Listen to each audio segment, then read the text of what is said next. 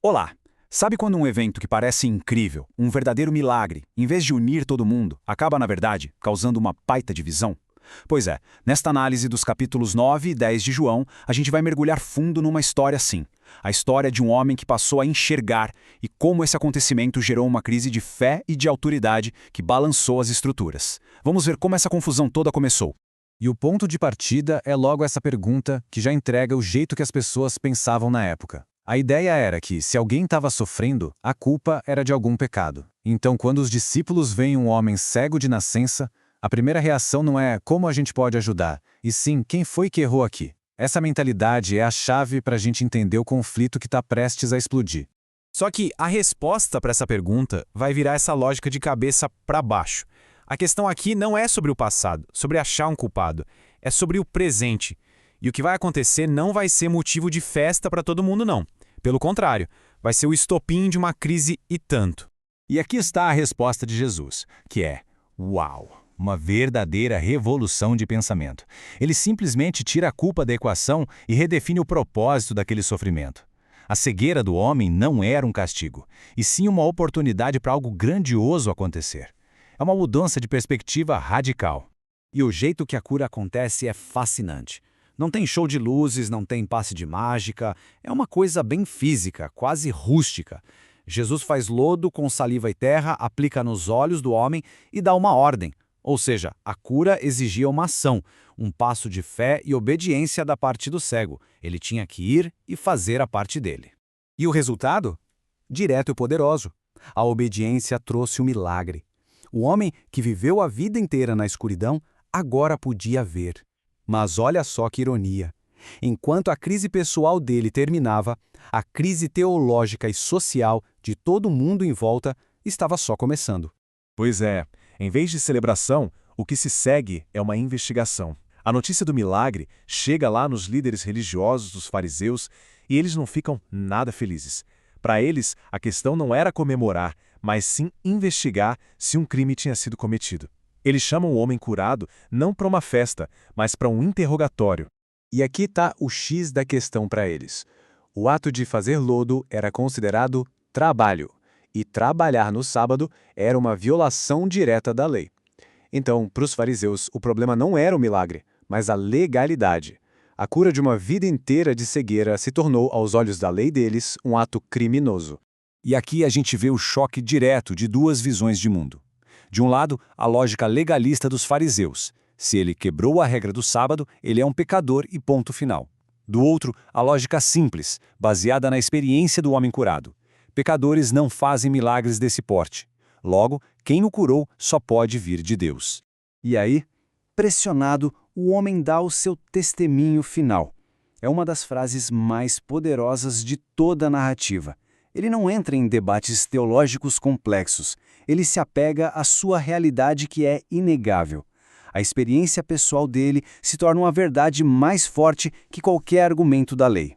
E a consequência por se apegar à sua verdade foi a exclusão total. Ser expulso da sinagoga significava ser cortado não só da vida religiosa, mas de toda a rede de apoio social, dos amigos, do trabalho.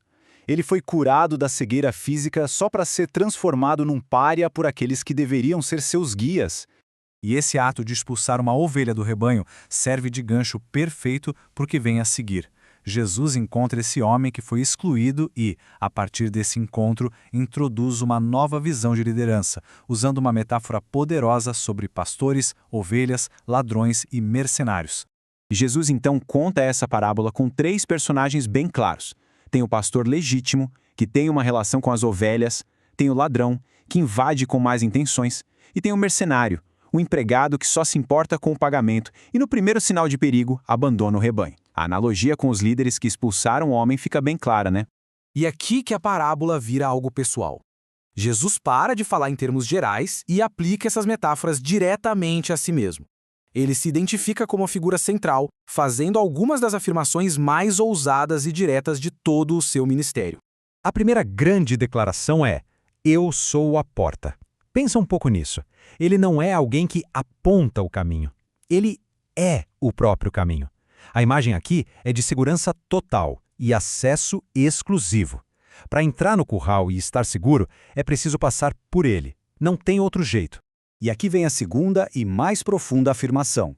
Ele se identifica como o bom pastor, em contraste direto com o mercenário que foge. E o que define o bom pastor? O sacrifício supremo. Ele não apenas arrisca sua vida, ele a entrega voluntariamente pelas suas ovelhas. Essa relação entre o pastor e as ovelhas é totalmente baseada em reconhecimento, confiança e uma segurança absoluta. As ovelhas conhecem a voz dele e o seguem.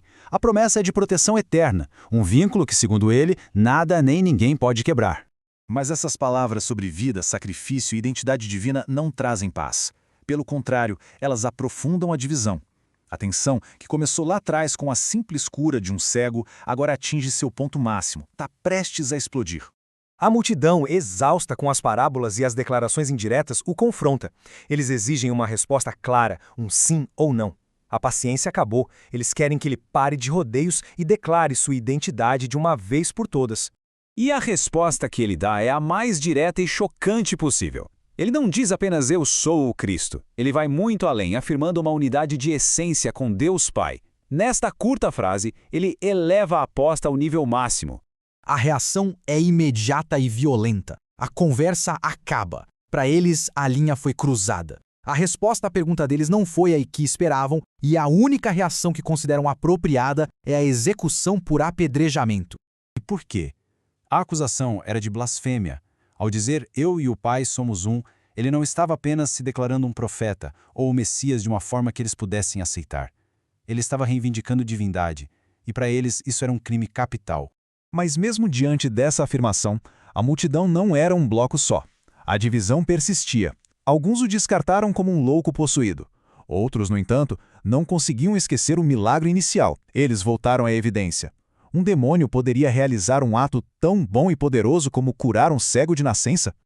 E no final, é essa pergunta que fica ecoando. O mesmo conjunto de eventos, a cura, as palavras, a declaração de identidade, leva a duas conclusões totalmente opostas.